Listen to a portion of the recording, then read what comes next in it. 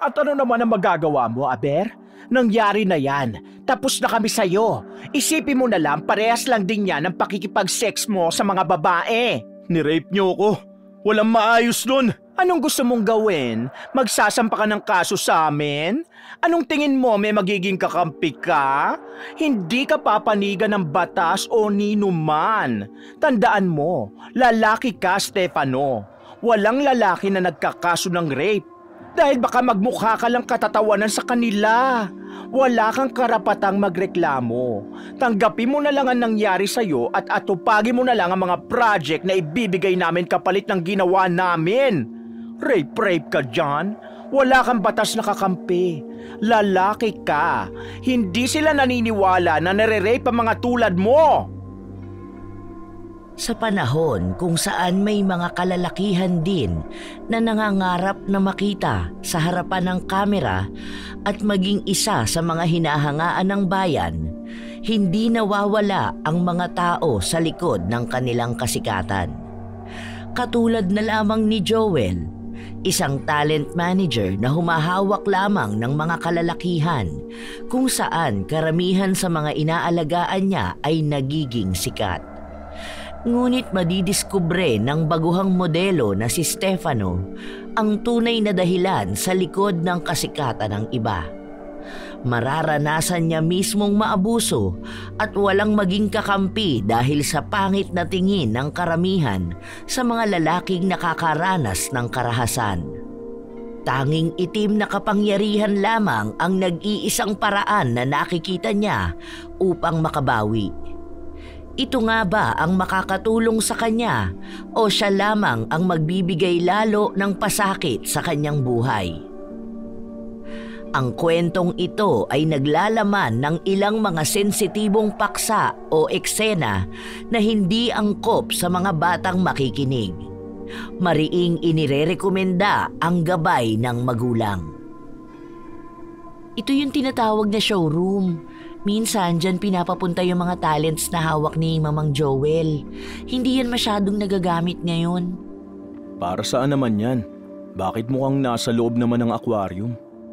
Ginagamit lang yan kapag kailangan ng model sa isang commercial o kaya kailangan ng extra sa mga palabas. Alam mo, yung mga naging sikat na model na hawak ni Mamang Joel, dyan sila nadiskubre. May mga producers kasi minsan na kusang nagpupunta rito. Kapag sinuwerte ka, magiging supporting actor ka pa sa mga pelikula o kaya sa mga teleserye. Siyempre ikaw na ang magdadala sa mga tao kung sakali na mabibigyan ka ng big break na maging bida. Hindi ko lang alam kung paano sila pumipili. Pero ilang linggo na yung hindi nagagamit kasi yung iba kusa nang nabibigyan ng break. Kunwari nakita kang lumabas sa isang commercial, yung producer or director na ang kusang lalapit sa'yo. Tapos, bahala na sila ni Mamang Joel sa ibang usapan. Hindi ko pa kasi kabisado. Kaya mo yan, ikaw naman ang magiging talent Medyo weird pala talaga, no? Kinabahan naman ako bigla. Hindi mo naman ako iiwan basta dito, no? Kasi may mga naririnig ako tungkol sa mga talent manager na, alam mo na. Yung mga talents na ginagamit ang katawan nila para sa project? Hindi naman nawawala yan, lalo na sa ganitong trabaho. Kung saan nila mas nakukuha ang kasikatan, doon sila. Pero kung ayaw mo, wag mong gawin. At kapag ginawa mo, yari ka talaga sa akin. Subukan mo lang. Mas nakakatakot ng pagbabanta mo, babe. Isa pa, alam mo naman na hindi ko kayang gawin yun. Mas gusto kong bigyan ako ng break dahil nakikitaan ako ng galing. Hindi galing sa kama. Oo nga pala, kapag nasa trabaho tayo, dapat hindi tayo magkarelasyon. Nasabi ko naman na sa'yo to, di ba? Na dapat walang ibang makakaalam na may girlfriend ka. Madalas kasi hindi nabibigyan ng chance magkaroon ng project kapag ganun. So, marami talaga rito na tago ang relasyon. Tara na, ipapakilala ko sa'yo si Mamang Joel. Dito ang office niya. Itinulak ni Jody ang pinto kung saan bumungad sa kanila ang mas marami pang kalalakihan na hubad ang pang-itaas na bahagi ng katawan at nakatayo sa harapan ng isang bakla na mukhang maton. Ito ang tinatawag nilang si Mamang Joel. isang talent manager na higit 30 taon na sa industriya at kilala na ng karamihan.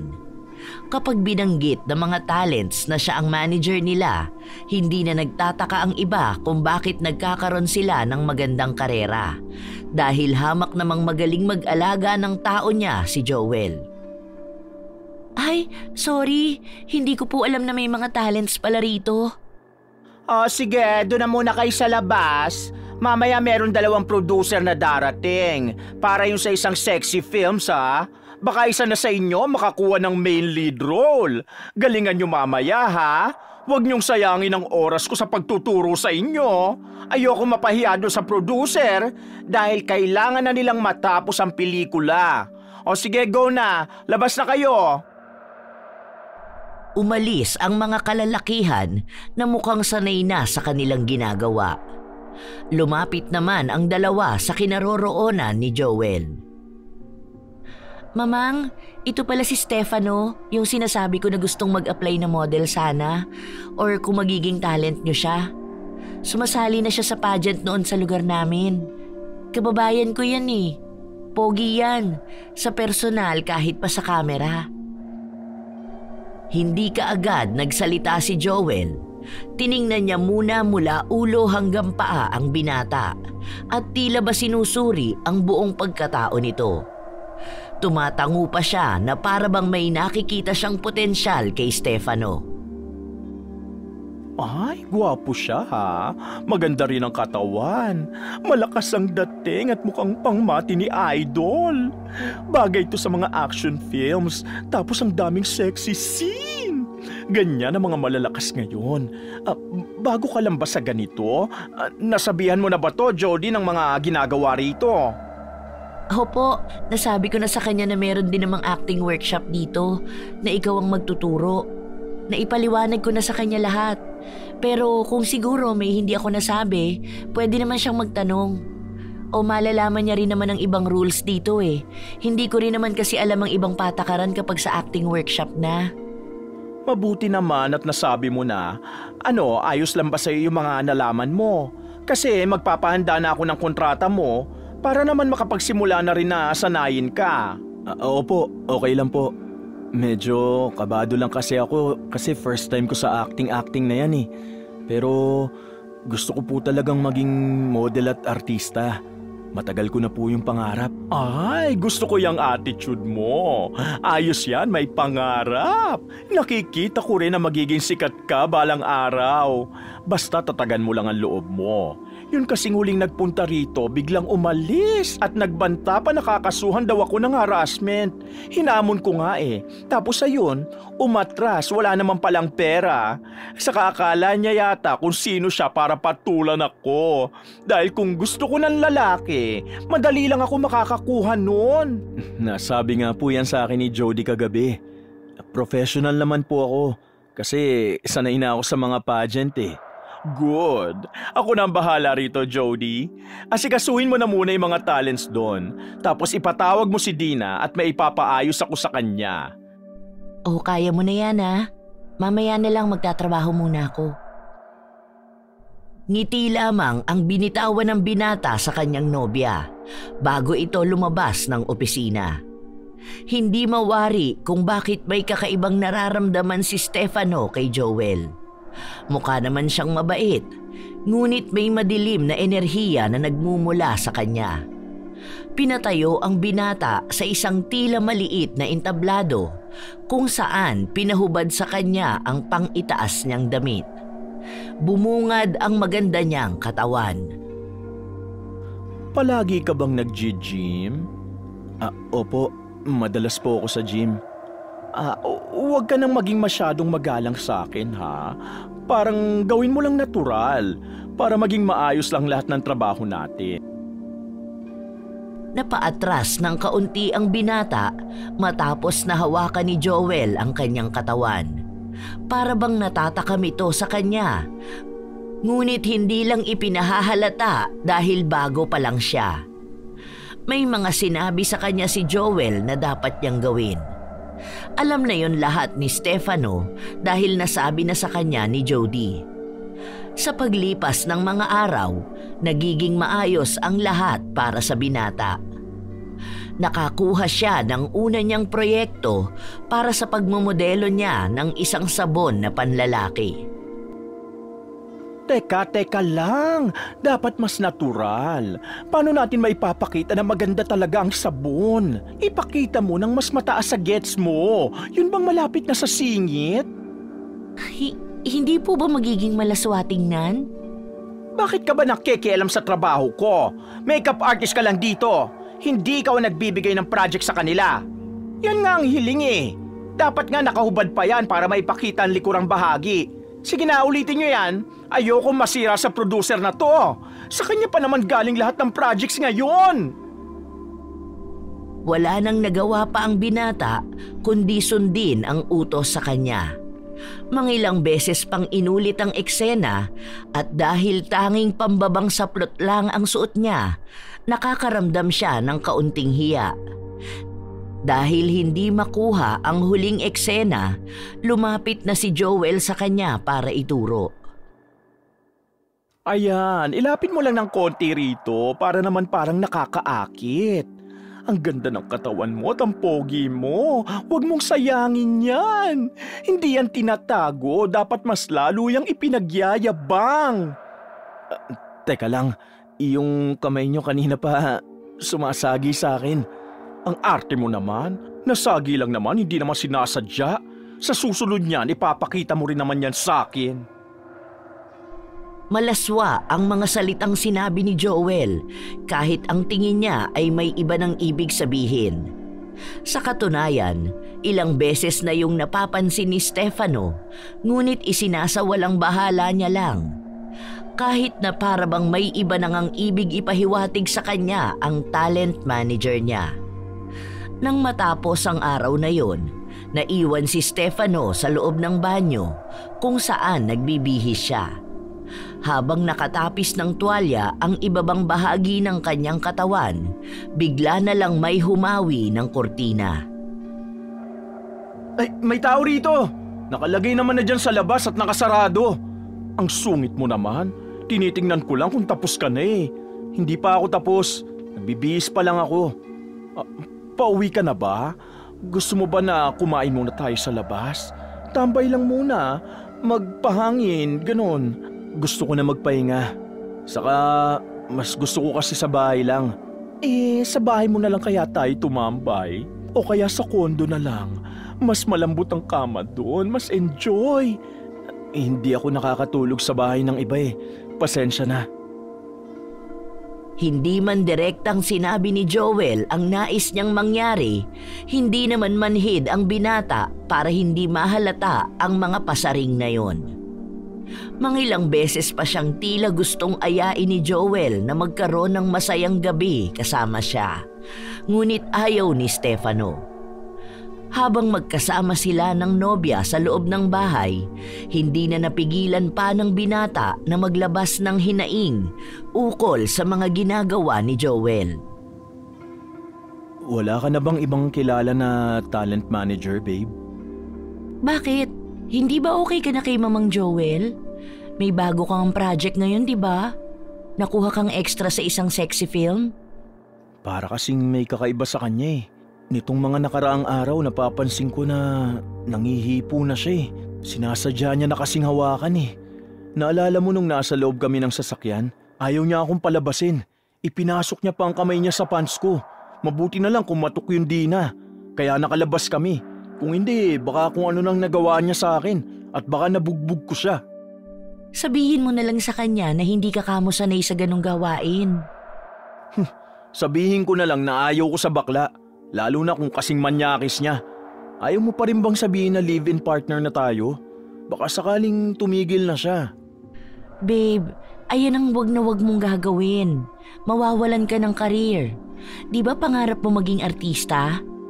Ngayon mo pa talaga sisirain kung kailan naman nagsisimula ka ng mag-extra-extra. Kahit na anong paliwanag ng binata sa kanyang nobya, hindi ito nakikinig sa kanya. Sa paglipas pa ng mga araw, nagpatuloy ang pagpapahiwatig ni Joel sa binata. Ngunit patuloy na nagbubulag-bulagan si Stefano dahil kahit na hindi niya sabihin ay may pandidiri sa kanya. Hindi niya kailanman maisip ang sarili niya na sisiping sa kapwa niya lalaki kahit na sabihin pang nakasalalay ang magandang karera na maaari niyang makamtan. Isang araw, matapos ang eksena ni Stefano sa isang palabas, agad siyang nilapitan ng isang producer at tinanong kung sino ba ang may hawak sa kanya. Agad niyang itinuro si Joel at tila ba nagkaroon ng masinsinang pag-uusap ang dalawa. Ano pang ginagawa mo dyan? Magbihis ka na kaya, baka naman lamigin ka dyan. Nagbabad ka pa naman sa tubig kanina. Nakailang take kayo dun. Kilala mo ba yung producer na yun? Kanina lumapit siya sa akin eh. Ngayon ko lang siya nakita eh. Pero siguro si Mamang Joel kilala niya yan. Lahat yata ng producer kilala nun eh. Ano bang sabi sa'yo kanina? Baka nagustuhan ang acting mo. Malay mo mabigyan ka na ng mas magandang break, di ba? Hindi ka na lang basta pang isang linya sa palabas o kaya mga extra lang sa likod ng bida. Hindi ko rin alam eh. Kung ganun man na mabibigyan ako ng project, mas maganda yun. Kasi mas malaki ang magiging talent fee ko, di ba? So, pwede na natin makuha yung kondo na pinag-iipunan natin. Para doon na tayo lumipat dalawa. Hala, sana nga totoo na yan. Mamaya malalaman din natin kung ano bang balita. Pero sana nga, sana talaga dahil gusto ko nang lumipat. Ang hirap na dun sa nire-rent kong room tapos hindi ka naman pwede dun matulog. Hindi rin naman ako pwede dun sa dorm nyo, baka mahuli pa tayo. Tiwala lang, babe. Nag-aabang ang dalawa kung ano nga ba ang magiging resulta ng usapan na yon sa pagitan ni Joel at ng naturang producer. Nang makabalik sila sa studio, agad na kinausap ni Joel si Stefano at ibinahagi ang isang magandang balita. Magkakaroon daw ng bagong movie. Sexy star ang hanap nila. Tapos mukhang bet ng producer ang ganyang katawan sa'yo. Ikaw na raw yung nakikita niya na bagay na bibida. Huwag mo ko ipapahiya sa kanya ha. Sa susunod na linggo, isasalang ka sa audition. Pero huwag kang mag-alala dahil pasok ka na. Magpapadaan lang sila sa audition para naman walang masabi ang mga tao. Ang dami rin kasing nag-expect na sikat na artistang gaganap doon. Talaga po? Salamat naman. Oy, anong salamat lang? Hindi ka pa tapos. Dahil kailangan mo ng masinsina na workshop. Kailangan mo silang pakitaan ang galing mo. Bukas na bukas mag-ready ka na ha. Ako na ang susundo sa'yo sa bahay para sa mahabang pag-aaral ng acting na to na gagawin mo. Tututukan kita.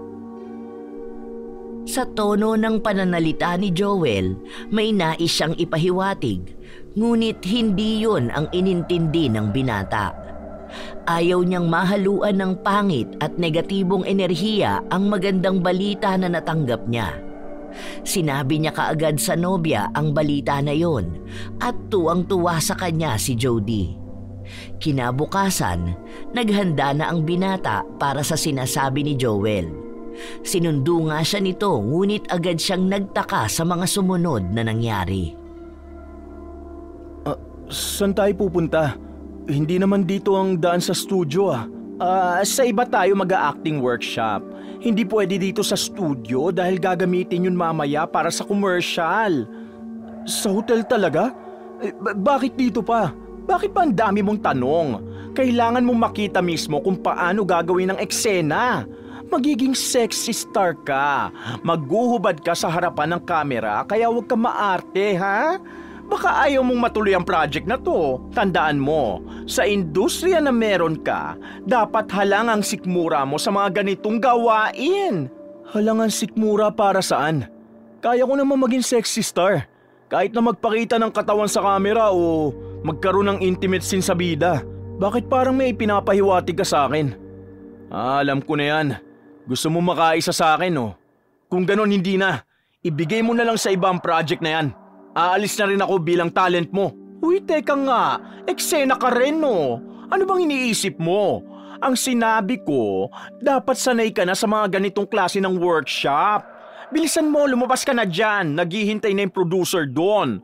Wala kaming gagawin sa'yo, no? Ano bang akala mo? Ang daming lalaki nagkakandara pa sa amin tapos akala mo hahabulin ka namin? Ikaw na nga lang ang tinutulungan eh. Wala nang nagawa pa ang binata kundi ang sundin ang mga sinabi sa kanya ni Joel. Sumunod siya kung saan ba ito pupunta hanggang sa makarating sila sa ika-40 palapag ng hotel. Hindi kumikibo si Stefano. Pinapakiramdaman niya kung ano ba ang maaaring mangyari sa mga susunod, ngunit wala namang ibang ginawa sa kanya si Joel. Hanggang sa makapasok sila sa isang kwarto. Mula roon ay kita kung gaano ba kalaki at kaganda ang loob. Umupo ka na lang muna dyan. Tatawagin ko lang si Topher. Nanatiling tahimik ang binata. Pinagmasdan ng paligid. Wala naman siyang ibang nakikita na kakaiba, ngunit hindi pa rin maikakaila na may ilang siyang nararamdaman. Lalo na noong nagpakita na ang producer at nakasuot lang ito ng bathrobe. Matapos na makipagkamay ni Stefano, pinapunta siya nito sa kwarto. Dito ba talaga dapat? Wala ba yung ka-eksena ko? Akala ko ba workshop to? Bakit ako lang ang nandito? Kahit na ibang talents, wala. May sarili silang manager, yun ang bahala sa kanila. Ikaw, baguhan ka lang. Kaya kailangan mo maipakita na deserving ka talaga sa role mo. Sige na, magubad ka na. Gawin mo yung sinasabi ko sa'yo, ha? Hindi ba binigyan kita ng isang eksena na paggagayahan mo? Parang may mali kasi. Ganito ba talaga yun? Hindi pa naman talaga audition, di ba? Bakit kailangan nakaubad na ako? Paano namin makikita na fit sa iyo ang role? Kailangan makita kung ano mismo ang nasa eksena. Baka akala mo sasamantalahin namin to, no? Huwag kang mag-alala. Lalagyan ka namin ng plaster. Kahit na puno ng alinlangan, ginawa pa rin ng binata ang utos sa kanya. Marunong siya maglagay ng plaster. Pero habang ginagawa niya yon ay lumapit sa kanya si Joel at hinawakan ang pribado niyang parte. Dahil sa gulat, naitulak niya ito kaya tumama sa pinto ng banyo ang manager. Aray ko, ano ba? Bakit mo ako tinulak? Anong ginagawa mo rito? Bakit bigla kang pumasok? Alam mo may ginagawa ko, di ba? Hinahawakan mo pa ako, manyakis mong bakla ka. Anong karapatan mong sabihin sa akin yan, ha? Kanina pa kasi kami naghihintay, ang tagal mo dyan. Huwag mo sayangin ang oras namin. Busy kami, baka nakakalimutan mo. Hindi lang ikaw ang hawak namin. Hindi lang itong gagawin namin ngayong oras. Hindi mo kami binabayaran kaya umayos ka. Oo, lalabas na ako. Patapos na ako rito. Di ka makapaghintay. Gumagawa ka lang ng paraan para makamanya ka sa akin eh. Hindi kumibo si Joel. Masama lang ang tingin niya na umalis ng banyo at halatang dismayado sa naging pag-uugali ni Stefano. Ilang sandali lang din ay lumabas na ng banyo ang binata at nagpunta sa loob ng kwarto upang gawin ang eksena na pinasaulo sa kanya ni Joel. Habang ginagawa niya yun mag-isa, ang dalawa naman ay nakatingin lang sa kanya. May ilang sa mukha ng binata dahil tila ba mga tigre ang dalawa na nag-aabang na mahulog siya sa patibong. Ngunit binaliwala lamang ito ng binata. Gusto niyang makuha ang proyekto at kapag nakabuo na siya ng sarili niyang pangalan ay aalis na siya sa poder ni Joel. Ilang beses na inulit ang eksena. Humiling pa nga ang producer na gawin niyang mas malaswa at mukhang totoo ang ginagawa niya sa kama. Hanggang sa inabot sila ng higit 1 oras, saka lamang sila natapos sa kakaunting eksena lamang.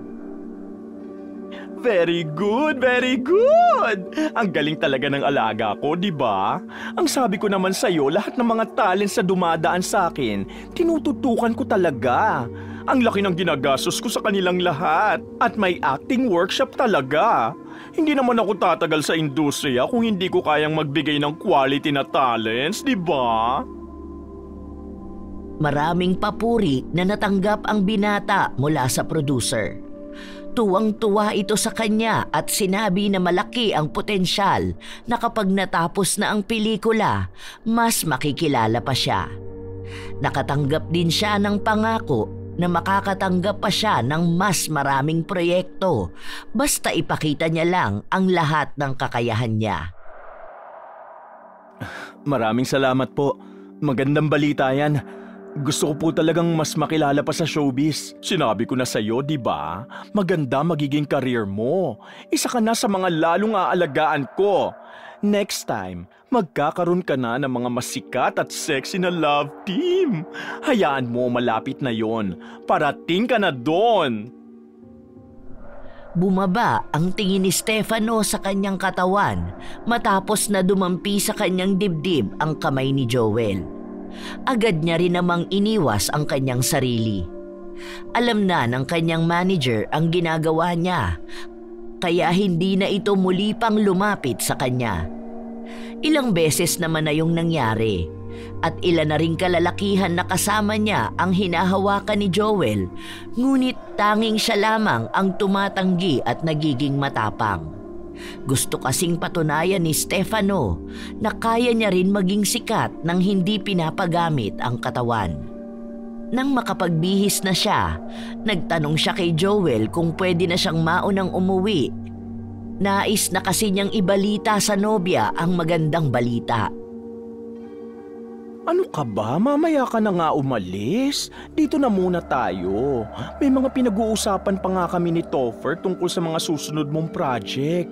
Babalik pa naman tayong studio eh. Sumabay ka na sa akin. Mag-celebrate na lang muna tayo, ha? Umupo ka na dyan. Sandali lang, kukunin ko ang wine.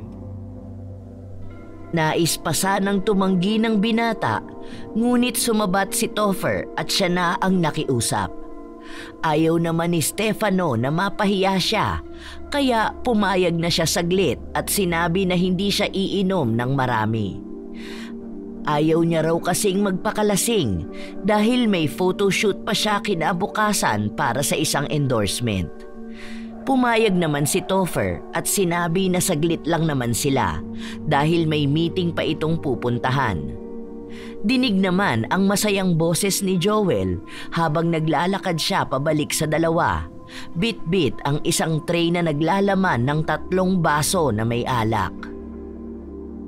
Oh, ayan na. Sandali lang ha, wala pa palang pulutan natin. Ayan lang naman ang iinumin natin eh, dahil aalis pa ako mamaya. May isa pa akong talent na sasamahan sa audition niya. Kinuha ng binata ang isang baso na inilapag sa harapan niya. Nang makaupo na si Joel, itinaas nilang 3 ang mga baso na hawak nila. Cheers para sa first major project ni Stefano! Ang magbibigay buhay sa makamandag at mapusok na mga paparating na bagong pelikula! Cheers! Nagtunugan ang mga baso nang pagdikitin nila ang mga yon. Matapos nun ay sabay-sabay nilang ininom ang alak. Inubos nila yon bago ibinaba sa lamesa. Hindi maikakaila na kahit na may ilang na nararamdaman si Stefano, mas inuna niyang intindihin ang magandang balita. Sumunod naman ay pinag-usapan na nila ang tungkol sa proyekto at ang mga susunod niya pang gagawin. Meron kasi kaming balak na ilabas. Kailangan namin doon ng 3 lalaki tapos isang babae. Ikaw na ang napili namin na gaganap bilang bida. Gagawin to kapag natapos na itong major break mo. Mabilis lang naman tong una, kaso mga 2 weeks lang naman yan tatapusin. Tapos after a week, doon naman sa bago mo. Kung alam mo lang kung gaano karami ang nakalinyang project sa'yo. Salamat po talaga. Gagalingan ko at sinisiguro ko sa inyo na hindi kayo magsisisi na nagtiwala kayo sa akin. Ipapakita ko talaga ang lahat ng natutunan ko sa acting workshop. May isa ka pang mas magandang matututunan sana. Mas mapapadali at mas dadami ang magiging project mo kapag alam mo yun. Meron pa? Modeling ba yan? Or more on dramatic acting? Hindi mo naman talaga kailangan maging magaling sa acting na yan. Kailangan magaling ka lang makipaglandian at magaling ka sa kama. Ipinatong ni Joel ang kamay niya sa binti ng binata at marahan niya itong iginapang na para bang inaakit niya ito. Ngunit inis lamang ang naging tugon ni Stefano. Agad niyang inalis ang pagkakahawak sa kanya ni Joel. Anong ginagawa mo? Bakit mo ko inahawakan ng ganyan? Tinuturuan nga kita, di ba? Ito ang isa sa kailangan mo para ma-secure mo ang kasikatan mo sa industriya na meron tayo. Ang dami mong arte. Hindi naman malalaman ng mga tao ang gagawin mo. Ang lahat naman ng pabor ay sa'yo lang. Alam kong may talento ko at may kakayahan ako para sumikat. Hindi ako kakapit sa ganyan. Siguro yung ibang mga lalaki nakukuha nyo dyan. Pero hindi ko ipagpapalitan dignidad ko para lang sa kasikatan. Ano pa bang dignidad ang pinangangalagaan mo? Alam na ng mga manonood na naguhubad ka sa kamera. Ang ibig sabihin wala kang pinangangalagaan na kahit na ano. Bakit ayaw mo pa yung gamitin para rin naman sa karir mo? Ayaw mo ba yun? Lahat mapupunta sa'yo. Aalagaan ka namin ng mabuti. Lahat ng mas magandang project, sa'yo namin unang ibibigay. Hindi ka na malulugi. Pareho lang din naman yun. Ayoko. Kung sa harapan ng kamera, alam naman nating lahat na pinepeke lang yun. Pero ang babuyin ko ang sarili ko, di ko gagawin yun kahit na kailan. Kaya kong magsikap para makakuha ng mas magandang project.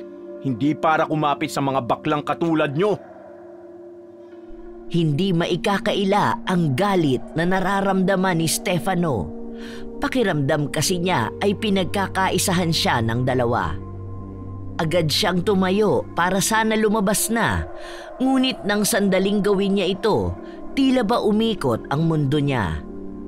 Wala na siyang maaninag sa paligid, kahit na ang makarinig ay hindi na niya nagawa pa. Bumalik siya sa pagkakaupo at napahawak sa kanyang ulo. Namamanhid ang buo niyang katawan. Wala siyang kontrol sa mga galaw niya. Para siyang nakalutang sa kalawakan. Yun lang ang tanging naaalala niya dahil matapos nun, bigla na lang siyang natauhan na nakahiga siyang mag-isa sa kama. Iba na ang oras at nagpalit na rin ang petsa. Wala siyang ibang kasama kundi ang mga katanungan sa kanyang utak. Balot ang katawan niya ng kumot at nakakaramdam siya ng hapdi sa kanyang pribadong parte. Ano ba itong nararamdaman ko? Ang sakit talaga. Ano ginawa sa akin ng dalawang yun? Pinagsamantalahan nila ako. Magkahalong galit at sakit ang nararamdaman ng binata sa mga oras na ito. Pakiramdam niya ay ang dumi na niyang lalaki. Hindi niya lubos na maisip na mangyayari sa kanya ang mga bagay na yon. Iniisip niya pa lang, nandidiri na siya. Wala man lang siyang maisip na kahit na ano. Hindi man lang siya nagkaroon ng lakas para maipagtanggol ang kanyang sarili sa pananamantala na yon. Ilang beses siyang sumigaw sa galit, ngunit kahit na anong gawin niya ay wala na siyang iba pang magagawa dahil nangyari na. Binaboy na ang katawan niya. Kahit pasirain niya lahat ng gamit sa paligid niya, hindi na mababago ang katotohanan na tuluyang nakuha ang dignidad niya. Ilang beses na tumunog ang cellphone ni Stefano at doon niya nakita na nakailang tawag na pala sa kanya ang nobya.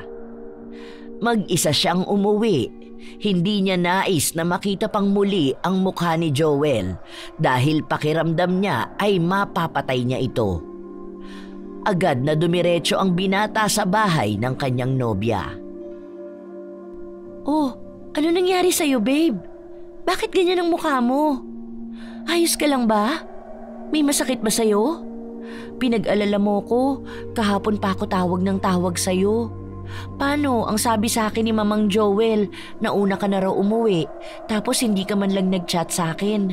Tapos tinawagan ko ang mga kasama mo sa dorm nyo. Wala ka raw. Hindi ka raw umuwi. Saan ka ba galing? Ha? Hindi kaagad sumagot ang binata. Hindi niya alam kung paano niya sasabihin sa kanyang nobya ang nangyari sa kanya. Nakakaramdam siya ng hiya bilang isang lalaki. Dahil sa pananahimik niya, mas lalong nag-alala si Jody. Babe, tumingin ka nga sa akin.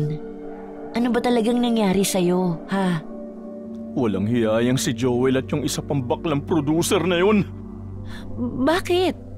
Anong ginawa nila sa'yo? Hindi ko maalala ang nangyari. Pero alam kong pinagsamantalahan nila ako. Nirape ako ng 2 bakla na yun. Hindi ko alam kung bakit bigla akong nahilo. Matapos nun wala na ako maalala na kahit na ano. Nagising na lang ako mag-isa sa kama.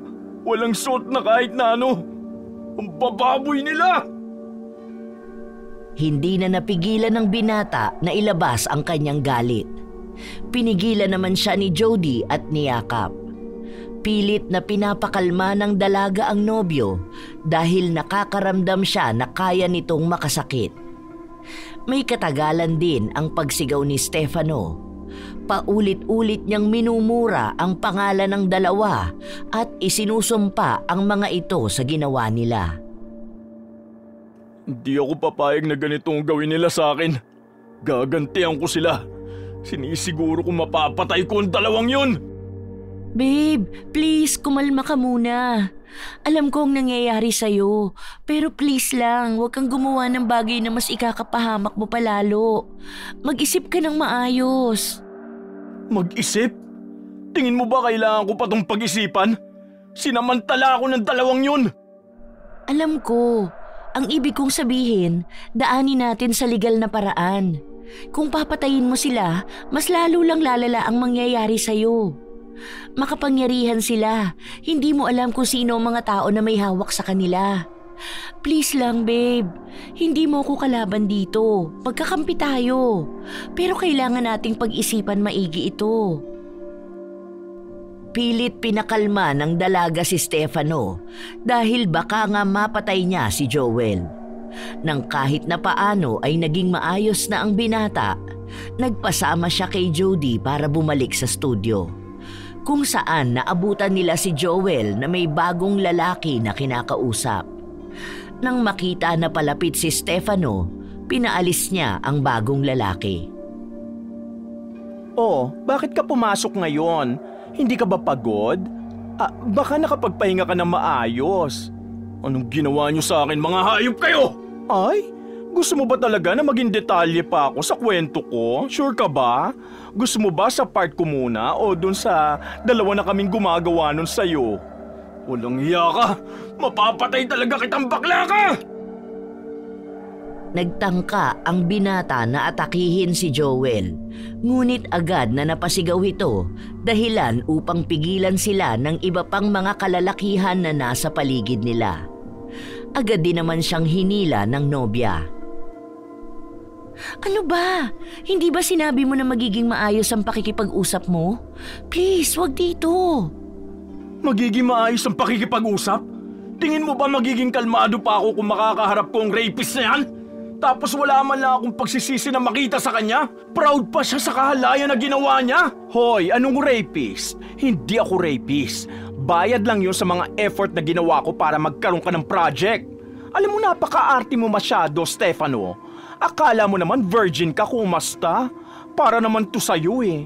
Hayaan mo sa susunod magpapasalamat ka rin sa akin. Baka nga ikaw na ang kusang mag-alok niyang sarili mo eh. Kapag nalaman mo kung anong pwede kong ibigay na career sa'yo. Wala akong pakialam sa kaya mo ibigay. Hindi ako nagpunta rito at sumali maging talent mo para lang ipagamit ang katawan ko. May talento ko. Kaya kong ipakilala ang sarili ko gamit yun. Nagpapatawa ka ba? Ano naman magagawa niyang talent mo kung hindi ka naman makakakilala na magbibigay sa'yo ng chance? Tingin mo ba ikaw lang ang may talent sa buong Pilipinas? Kung talent lang ang usapan, sana halos kalahati ng populasyon natin sikat na. Huwag ka na magmalinis pa. Hindi lang naman ikaw ang nakakaranas niyan. Maraming sikat na artista na yan ang puhunan. Minsan nga sila pa nagmamakaawa eh. Ikaw, mismong producer nang lumalapit. Hayaan mo, sa umpisa lang yan. Masasanay ka rin. Nagtangka pa na sumugod ang binata, ngunit marami na ang nakaharang. May isa pang lalaki na nagsalita. Matagal na raw siya sa industriya at ilang beses na raw niyang nagawa na makipagsiping sa mga producer at direktor para magkaroon ng proyekto. Noong una raw ay nandidiri pa siya, pero hindi kalaunan ay nasanay na rin siya. Ang mahalaga raw ay napapanatili ang karera na meron siya. Mas malaki ang nagiging sahod niya. Ang ibang kalalakihan ay yun din ang sinabi. Pinayuhan siya na masasanay din siya sa ganoong kalakaran. Tanggapin na lang niya na parte yun ng kanilang trabaho. Hindi ko pa rin to tatanggapin. Mas mahalaga pa rin ang puri ko kaysa sa trabaho na yan. Naniniwala ako na meron pa ring matino sa industriyang to. Hinahaluan lang ng kalaswa ng mga katulad na hayop na baklang yan. At ano naman ang magagawa mo, Aber? Nangyari na yan. Tapos na kami sa'yo. Isipin mo na lang, pareho lang din yan ang pakikipag-sex mo sa mga babae. Ni-rape niyo ko. Walang maayos doon. Anong gusto mong gawin? Magsasampa ka ng kaso sa amin? Anong tingin mo, may magiging kakampi ka? Hindi ka papanigan ng batas o nino man. Tandaan mo, lalaki ka, Stefano. Walang lalaki na nagkakaso ng rape. Dahil baka magmukha ka lang katatawanan sa kanila. Wala kang karapatang magreklamo. Tanggapin mo na lang ang nangyari sa'yo at atupagin mo na lang ang mga project na ibibigay namin kapalit ng ginawa namin sa'yo. Rape ka dyan. Wala kang batas na kakampi. Lalaki ka. Hindi sila naniniwala na nare-rape ang mga tulad mo. Kahit na ilang beses pang ipaglaban ng binata ang kanyang sarili, mas lalo lang pinagdidiinan sa kanya na normal lang gawin ang isang bagay na hindi naman talaga tama. Mas lalo niyang naramdaman na wala nga siyang magiging kakampi. Umalis sila roon na walang ibang bitbit kundi ang sama ng loob. Bakit ba ganun silang lahat? Kailan pa naging normal ang mga abuso ng lalaki? Tao rin naman kami, di ba? Bakit parang wala kaming karapatan? Gagawa tayo ng paraan, babe. Gagawa ng paraan? Paanong paraan, ha? Kung ganyan na ang sinabi nila, alam ko na magagawa nilang baligtarin ang nangyari sa akin. Lalo na't gumaganap din ako bilang sexy star at mga klase ng modeling na halos ipakita ko ng lahat sa akin. Pero mali talaga eh. Oo, alam ko trabaho ko to. Pero labas na yun sa personal kong buhay. Hindi ko matatanggap na gano'n na lang yun. Dinamaya ni Jody ang kanyang nobyo. Ayaw nang bumalik pa ni Stefano sa kanilang dorm dahil makikita niya lang doon si Joel na palaging naghahanap ng lalaking pwede niyang makasama sa kama. At makikita niya lang ang mga kalalakihan na nagiging produksyon ng kahalayan para lamang makakuha sila ng magandang proyektong ipinapangako sa kanila matapos ang pakikipagtalik sa kung sino man. Kahihiyan lamang ang tanging bitbit ng binata, kaya kahit na anong mangyari ay hinding-hindi na siya babalik sa lugar na yon. Kumuha ng maliit na upahan ang dalawa para doon sila magsama. Isang maliit na kwarto. Dahil ayaw na muna ni Stefano na lumabas at makipaghalubilo sa mga tao. Nawala na siya ng trabaho. Hindi na rin siya nakarinig ng kahit na ano tungkol sa dapat ay proyektong pagbibidahan niya. Habang si Jody ay patuloy pa rin sa kanyang trabaho bilang makeup artist. Hindi ka pa rin ba alis sa trabaho mong yan? Baka mamaya isa ka na sa mga gumagawa niyang sinasabi nilang normal sa trabaho nila. Makeup artist lang ako, babe. Ano ba yung pinagsasasabi mo? Kailangan natin ang kabuhayan. Dahil baka kusan tayo pulutin kapag wala na ako maipambayad sa rent natin. Mamamatay lang tayo sa gutom. Buisit kasi yung mga bakla na yun eh. Kung makakaganti lang sana ako sa kanila sa ibang paraan. Alam mo ba, may narinig ako. Tungkol sa mga mangkukulam. Meron daw kakilala yung pinsan ni Ate Tina. Alam mo yung dating labandera dun sa dorm namin? Nagkasalubong kasi kami kahapon, nakalimutan ko lang sabihin sa'yo. Nabanggit niya sa akin na doon siya namamasukan sa isang kilalang mangkukulam. Totoo bang mangkukulam yan? Hindi ko sigurado eh. Pero yun ang sabi sa akin. Gusto mo ba puntahan natin? Hindi na kasi maalis sa isip ko yan eh. Pakiramdam ko, yun na lang ang paraan para matapos yung galit na nararamdaman mo. Para bumalik ka na sa dati. Kasi ayoko man aminin, kailangan ko rin ng tulong mo. Hindi ko kakayaning ako lang ang magtatrabaho para sa pangangailangan natin. Hindi na nagdalawang isip pa ang binata. Agad din nilang pinuntahan ang bahay na sinasabi ng kanyang nobya. Nang makarating sila doon, may dalawang babae na katatapos lang kausapin ng mangkukulam. Si Jody na ang kumausap sa matandang babae at sinabi ang hinaing nila at ang anumang nais nilang ipagawa kay Joel. Dahil wala silang dala na kahit na ano na nag-uugnay sa ipapakulam nila, inabisuhan sila na bumalik sila sa susunod na Huwebes. Mabilis lang din namang lumipas ang araw. Dahil si Jody ang malapit sa talent manager, gumawa siya ng paraan para makakuha ng buhok nito. Madali lang yon para sa kanya dahil madalas din naman silang magkasama. Nang sumapit na ang Huwebes, maaga silang nagpunta sa bahay ng mangkukulam at sinimula ng ritual. Inabot yun ng higit 2 oras para maging selyado ang sumpa, kung saan hindi na ito kailanman maaalis. Salamat, Manang. Pero huwag niyo siyang papatayin dahil gusto kong mas matagal na panahon siyang magdusa sa anumang kasalanang nagawa niya. Sa paglipas ng mga araw, walang napapansin si Jody na nagbabago kay Joel. Para bang normal pa rin ito. Walang masakit sa katawan niya. Wala rin siyang ibang iniinda. Hindi kasi sinabi sa kanila ng mangkukulam ang klase ng ritual na ginawa niya. Ang sinabi lang ay maniwala lang silang makakaranas na ng hirap ang pinapakulam nila. Aba, nagagawa niya pang makipaglandian sa mga talents. Bakit parang hindi naman effective ang ritual? Bakit kaya? Baka kailangan mas maraming buhok ang ibigay ko. Pwede kaya mag-ulit ng kulam?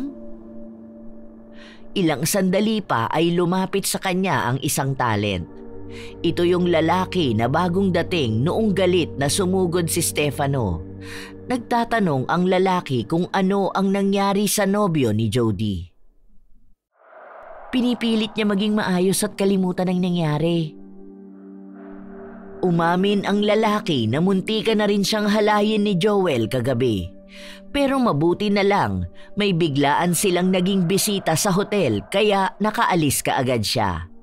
Magpapaalam na rin ang lalaki na yon na aalis bilang talent dahil ayaw niyang magaya kay Stefano. Nang makauwi ang dalaga, ibinalita niya yon sa kanyang nobyo at inaya ito na bumalik sa bahay ng mangkukulam dahil mukhang hindi naman umiepekto ang kulam na ginawa kay Joel.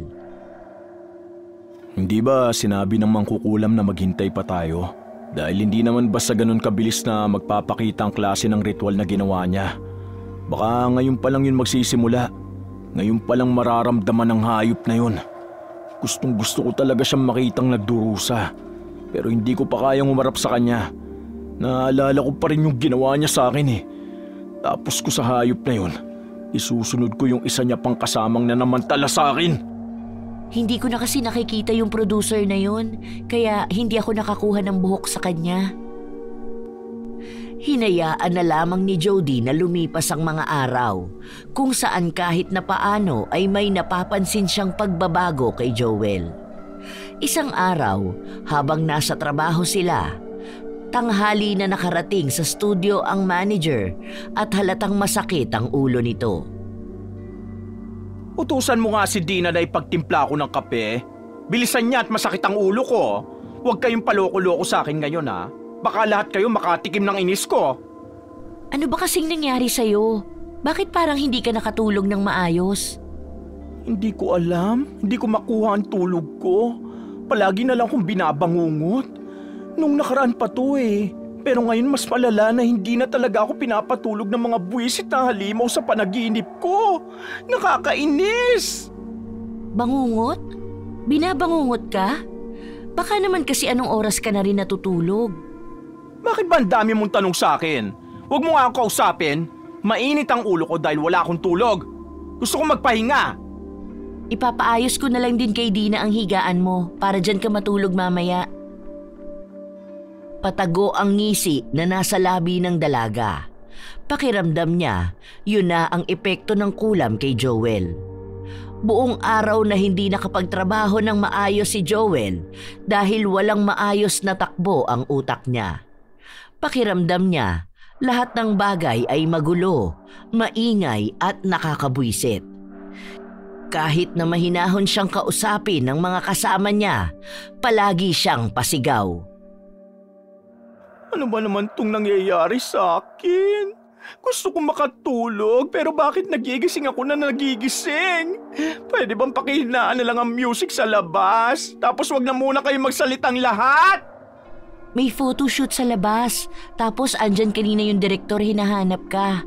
Babalik daw siya mamayang 5 p.m. para kausapin ka. Ay, bahala sila. Kung gising ako ng 5 p.m. makikipag-usap ako sa kanya. Pero pag nakita niyong tulog ako, walang gigising sa akin ha. Sobrang sakit ng ulo ko. Humahapdi na rin ang mata ko. Lumabas na nga kayo. Naiirita ako sa inyong lahat. Si Jody ang huling lumabas ng opisina ni Joel. Bago niya isarado ang pinto ay tiningnan niya pa ito. Halatang hirap na ang talent manager sa kanyang nararamdaman. Habang nagtatrabaho sila, nabulabog sila ng malakas na sigaw galing kay Joel. Dahil sa taranta nila ay agad silang napapunta roon. Si Jody pa nga ang nangunang nagbukas ng pinto. Naabutan nila si Joel na sumisigaw habang nakahiga ito sa sahig. Nagwawala siya na para bang may kung sino ang humahawak sa kanya. Bitiwan mo ako! Sino ka ba? Lubayan mo na ako, utang na loob! Ayoko na lang ganito! Hindi ka na nawala sa panaginip ko! Pagpahingahin mo ako! Agad na lumapit si Jody upang gisingin sana si Joel, ngunit pansin niya na nakadilat naman ito. Mamang Joel, ano bang nangyayari sa'yo? Bakit ka sumisigaw? Binabangungot na naman ako. Nakikita ko na naman yung itim na anino. Gusto niya akong patayin sa panaginip ko. Pagod na ako. Ayoko na lang ganito. Gusto na magpahinga ng utak at katawan ko pero hindi ko magawa. Baka ang dami mo kasing iniisip kaya ka nagkakaganyan. Basta ayoko na nito! Hindi ko na kayang pagod at antok ko! Sa paglipas ng mga araw, nanatiling ganoon si Joel. Hindi niya makuha ang tulog dahil sa tuwing makakapagpahinga na ang utak niya, ginagambala siya ng isang nakakatakot na nilalang sa kanyang panaginip. Ilang beses na rin siyang humingi ng payo sa mga doktor. Uminom ng gamot pampatulog pero wala pa ring nagbabago. Walang makapagpagaling sa kanya. Ngayon na niya talaga pinagbabayaran ng mga kasalanang nagawa niya. Kung may mga tao siyang hindi pinatulog noon, siya naman ngayon na nakakaranas nun. Ang laki nga ng ibinagsak ng katawan niya eh. Paano? Para na siyang overdose sa sleeping pills. Siguro immune na yung katawan niya dun. Tapos hindi na siya nakakatulog. Alam mo yung lalim ng mga mata niya, nangingitim na. Tapos pagod na pagod lagi dahil hindi na nga nakakapagpahinga. Tama lang naman sa kanya nangyayaring yun eh. Alam ko na hindi lang ako masayang malaman na kinakarma ng manyakis na baklang yun. Kung pwede ko lang sana siyang makita eh. Gusto kong ipamukha sa kanyang karma niya. Ilang araw pa ang lumipas, hindi na nagpapakita si Joel. Hindi na siya makalabas sa bahay nila habang ang mga talents na hawak niya ay nag-alisa na rin. Ang iba ay kinuha naman ng ibang manager. Walang natira sa kanya dahil doon ay kinailangan din ni Jody na maghanap ng bagong trabaho. Hindi naman siya nahirapan dahil marami naman ang nakakakilala sa kanya bilang magaling na makeup artist. Hindi nawala ang koneksyon ni Jody sa dati niyang amo. Minsan ay pinupuntahan niya ito sa bahay, hindi bilang isang nagmamalasakit na kaibigan, kundi kumukuha ng impormasyon sa kalagayan nito. Nais niyang ibalita sa nobyo ang anumang nangyayari sa pinakulam nila. Mabilis lang din naubos ang perang ipon ni Joel. Nawala na ang mga kaibigan niya sa industriya na sinasabi niyang kakampi niya. Iniisip kasi ng mga yon na baka madamay sila kapag lumabas ang issue na nababaliw na si Joel. Dahil kahit saang espesyalista siya lumapit, wala ni isa sa kanila ang nagbibigay ng tamang lunas sa sakit niya. Ano na ang balak mong gawin ngayon, babe? Alam mo, nakakaramdam ako ng awa kay Mamang Joel. Nakita ko siya kanina lang eh. Alam mo, hindi na siya ganun sa dati. Kasi ang payat na niya, sobra. Tapos nalalagas na rin ang buhok niya. Siguro dahil na rin sa stress kasi nga, hindi talaga siya nakakatulog. Naawa ka pa sa bakla na yun? Siya ba naawa sa akin? O minsan ba naawa siya sa ilang mga kalalakiang sinamantala niya noon? Inaasikaso ko na ang pag-file ng kaso sa kanya. Itutuloy mo na yon? Sure ka na ba dyan? Oo, para na rin sa katahimikan ko. Gusto ko na itong wakasan lahat. Hindi lang to laban sa karapatan ko. Laban na rin para sa mga kalalakiang hindi pinaniniwala ang nahahalay. Tinupad ng binata ang sinabi niya. Marami pa siyang pinagdaanan bago umusad ang kaso na isinampa niya kay Joel at sa producer na kasama nito noong gabi na nahalay siya. Hindi nga yun naging madali sa kanya dahil bit-bit niya ang kahihiyan na ang isang lalaki ay magsasampa ng ganoong kaso.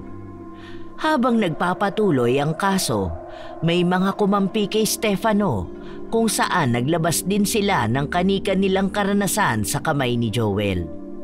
Ang iba roon ay mga dating talents at mga inalisan niya ng karapatan sa pag-arte dahil lang ayaw na nilang umulit pa.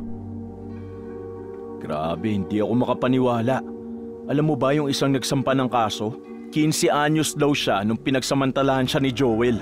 Pero natakot siya magsampa ng kaso. Narinig ko nga kanina. Parang ang pamilyar siya sa akin eh.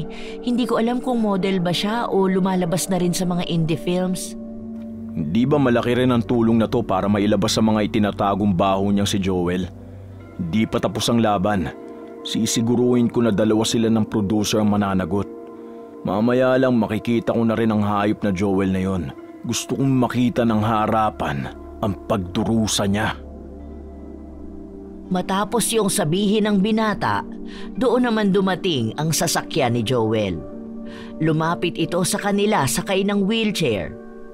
Mas kapansin-pansin ang pagbawas ng kanyang timbang at wala na rin siyang buhok. Matamlay ang mga mata at halatang hindi na talaga nakakatulog. Ano bang kailangan mo para tigilan yung paninira sa akin? Talaga nagpunta ka rito para magmatapang pa, ha?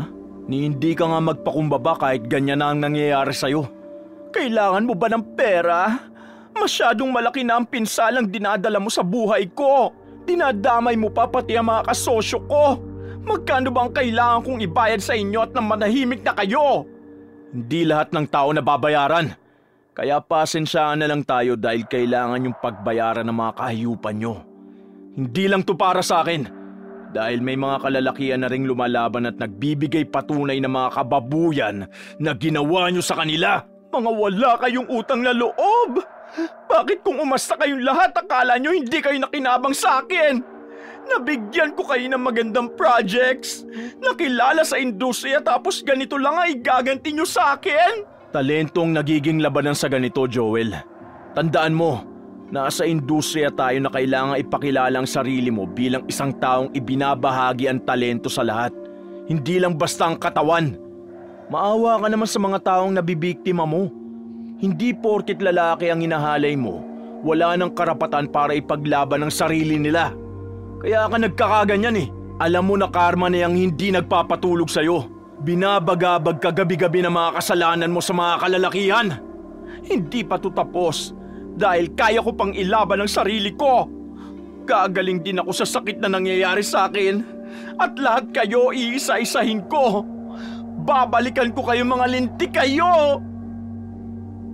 Nanatili pa ring matigas si Joel kahit pa marami na siyang nararamdamang sakit at halata na ang pagkatalo niya sa korte. Naniniwala pa rin siya na gagaling siya at mababawi ang anumang nawala sa kanya. Ngunit sa paglipas ng mga araw, naging mas malubha pa ang karamdaman niya.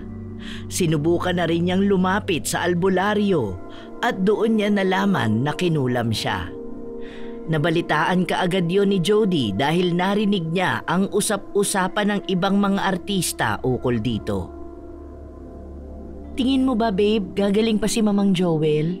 Nabalitaan ko na ang laki ng ibinayad niya sa albularyo eh. Kahit na gaano pa kalaki ang ibayad niya, kung malakas ang mangkukulam na gumawa nun sa kanya, walang magbabago. Magtiwala lang tayo sa gumawa ng ritual. Hindi ba sinabi niya na selyado na ang kulam? Hindi na yun basta matatanggal ng sino mang albularyo. Minsan ba naisip mo na patawarin na lang si Mamang Joel? Wala lang, bigla lang ako napaisip kasi paano kung may maging malaking balik din sa'yo ang kulam? Natatakot na kasi ako. Sa totoo lang parang hindi na rin ako pinapatulog nito eh. Handa ako magpatawad. Pero hindi ibig sabihin na handa na akong alisin sa kanya ang kulam. Siguro nga nakakaramdam ka ng awa. Pero marami siyang naargabyado na dito na lang bumabawi. Hindi naman magiging malakas ang kulam sa kanya kung wala yung dagdag na galit ng mga taong nagawan niya ng masama. Isipin mo na lang ang mga kalalakihan na walang boses na ilaban ng karapatan nila. Lalo na noong mga panahon na mahimbing siyang natutulog habang may mga katulad kong hindi magawang ipikit ang mga mata dahil sa kahihiyang inabot namin. Pero hiling ko sana sa'yo kapag natapos na ang kaso na to, kapag naipakulong niyo na talaga siya. Sana naman magkaroon na rin tayo ng payapang buhay.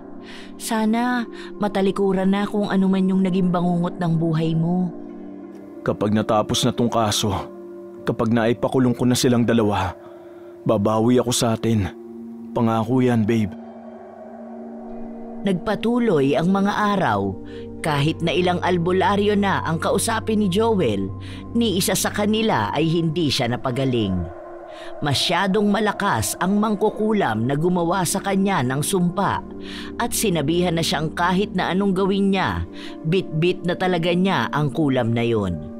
Hindi siya lulubayan ng bangungot hanggang sa kamatayan niya. Dahil doon ay mas lalong nagalit si Joel. Hindi niya alam kung sino ang may gawa sa kanya noon, pero iisa lang ang naiisip niya. Sa isa pang pagkakataon ay nagpunta si Joel sa bahay ng magkasintahang sina Stefano at Jody upang kausapin sila. Noong una, ang akala ni Jody ay hihingi na ng tawad si Joel at aaminin ang mga pagkakamali niya. Ngunit mali siya nang iniisip. Mas naging galit pa ito. Hindi niyo talaga tatanggalin ang kulam na ginawa niyo sa akin, ha? Ganito ba ang laban na gusto niyo? Hindi ko alam ang mga sinasabi mo. Alam mo, ikaw na bakla ka. Sa halip na magpunta ka rito at ma-realize mo mga pagkakamali mo, humingi ng tawad at sabihin na magbabago ka na, nagiging mas matigas pa yung mukha mo para magbanta. Aber, bakit ako hihingi ng tawad sa mga kagaya niyo? Kayo ang gumawa ng masama sa akin, kaya dapat lang na kayong humingi ng tawad sa akin. Hindi ako papayag na ganito lang matatapos ang lahat sa akin. Sige, maglaban na lang tayo ng kulaman.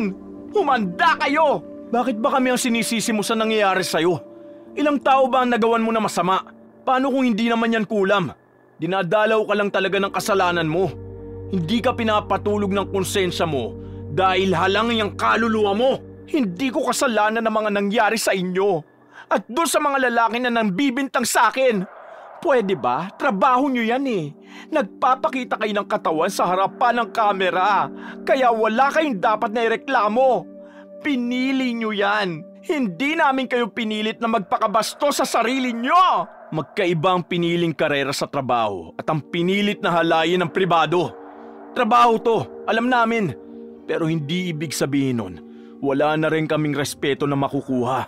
Dinadaya natin tong pag-uubad namin sa harap ng kamera. Pero ikaw, sinasadya mo manamantala. Naalala mo ba nung gabi na yon, ha? Ilang beses mo kong hinipuan at pinakita ko sa'yo na hindi ako interesado. Pero anong ginawa mo? May inilagay ka sa inumin ko para lang mapilit ako sa kababuyan nyo ng producer na yon.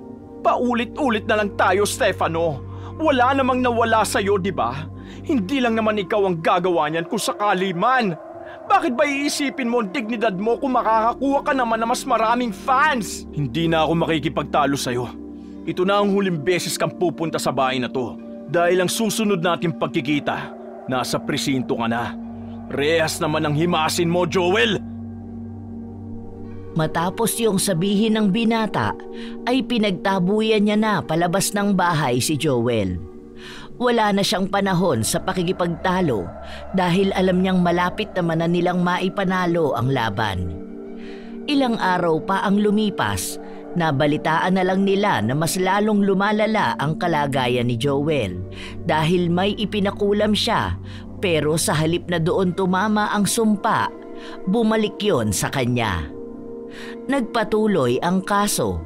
Marami na ang tumutulong kay Stefano, lalo na ang mga kalalakihan din na biktima ng karahasan.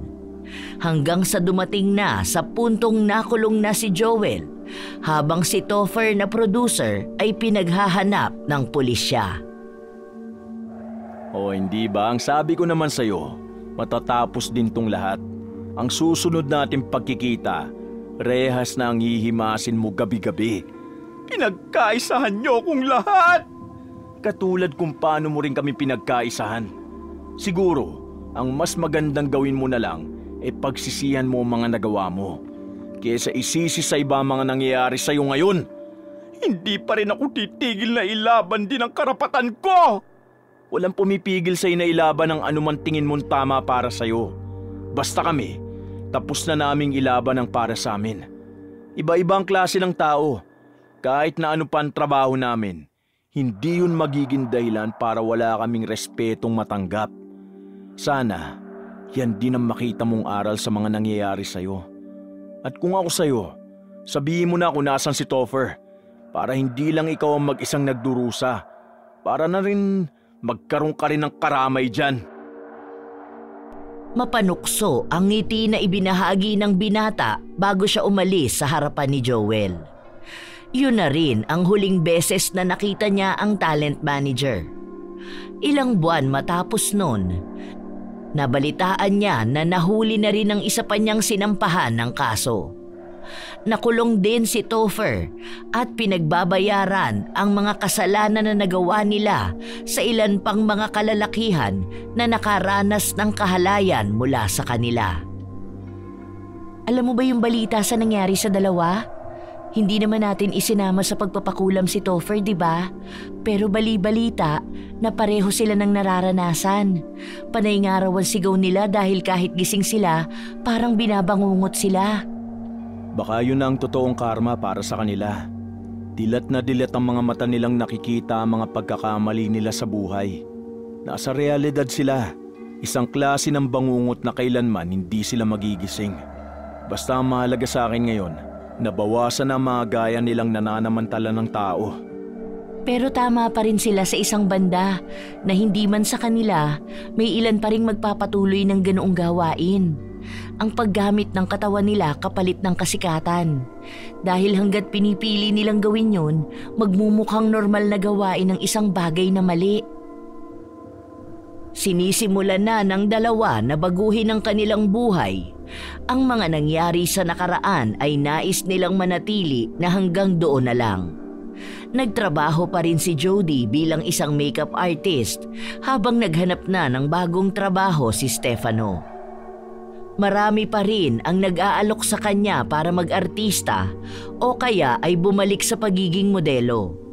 Iba't ibang talent manager na rin ang nagbigay ng magandang offer sa kanya, pero lahat yon ay tinanggihan niya. Ayaw na niyang bumalik sa pag-aartista dahil alam niya na marami pa siyang matutuklasan kapag pinili niyang balikan ang industriya na pinili na niyang talikuran. Marami pa ring nababalitaan ng binata tungkol sa mga nangangarap na maging artista ang naaabuso. Hindi lamang mga kalalakihan dahil maging ang mga kababaihan ay nakakaranas ng mas malalang pananamantala mula sa mga tao na nagsasabing bibigyan sila ng magandang proyekto sa harapan ng kamera. 3 taon na ang nakalipas, hindi pa rin gumagaling ang kalagayan ni Joel. Nanatili siyang buhay at gising na hinaharap ang bangungot ng kanyang buhay. Sigurado ka ba na gusto mong puntahan si Joel?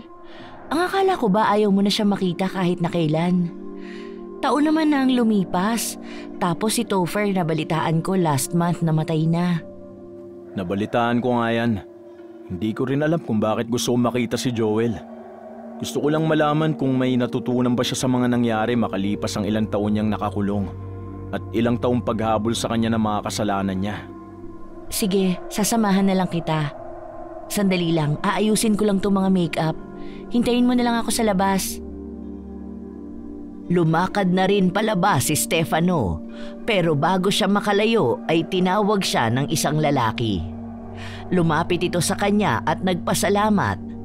Noong una ay hindi niya alam kung tungkol saan ang ipinagpapasalamat. Pero sinabi sa kanya na dahil sa ginawa niyang aksyon noon kay Joel.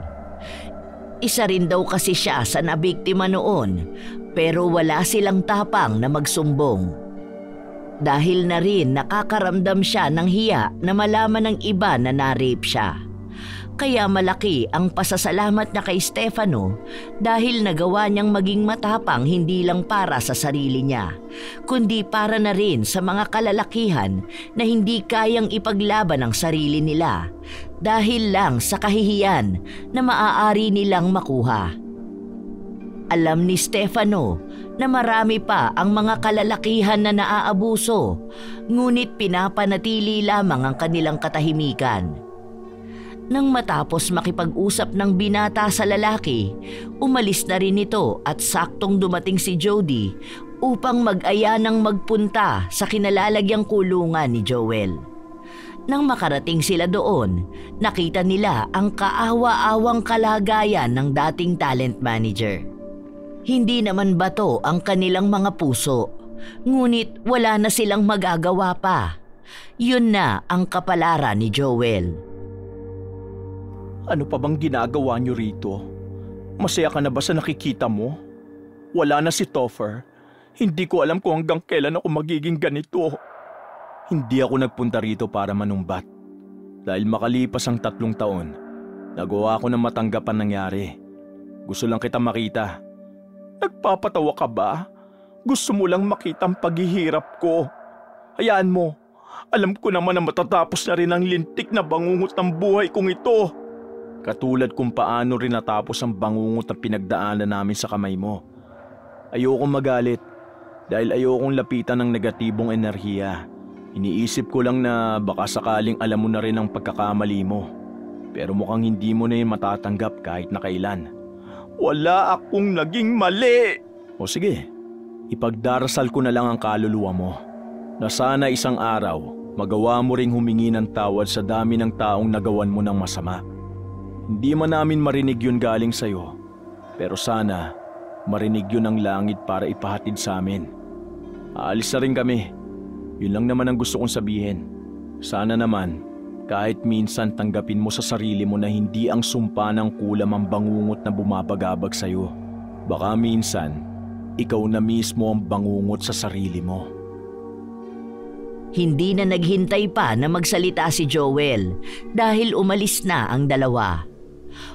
Wala nang galit na nararamdaman ng binata, ngunit dismayado siya dahil sa ilang taon na ganoon ang nangyari kay Joel, ni minsan ay hindi nito naisip ang tunay na dahilan kung bakit siya pinaparusahan ng ganon.